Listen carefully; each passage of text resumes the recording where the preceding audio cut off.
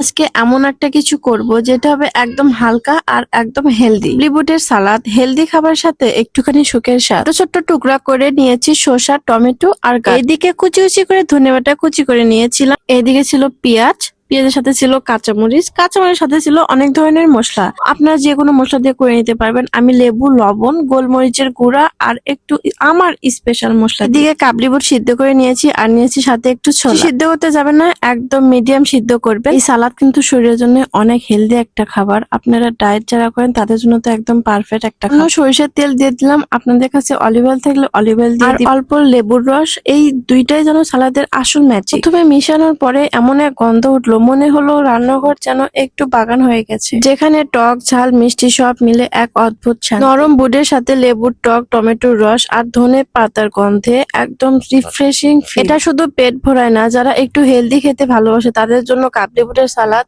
এক কথায় এক বাটিতে সুখ। একবার হলেও ট্রাই করে দেখবেন, আর আমি যেমন প্রসেসে তৈরি করেছি ঠিক তেমনি করবেন, অবশ্যই আমার চেয়েও বেশি স্বাদ হবে। বাসায় অবশ্যই ট্রাই করবেন আর আমাকে অবশ্যই কমেন্টে জানাবেন। আপনারা এটা শুধু হেলদির জন্য না, আপনারা যে কোনো রেসিপিতে ব্যবহার করতে পারেন। এটা সবকিছুতে একদম পারফেক্ট মানাবে, যেমন chicken fry, fish fry, chicken tandoori, pulao, যে কোনো অনুষ্ঠানে বা যে কোনো সময় আপনারা করতে পারেন, সবাই খুশি হবে। কিংবা কোনো চিকেন দিয়েও আপনারা এই সালাদটা করে নিতে পারবেন।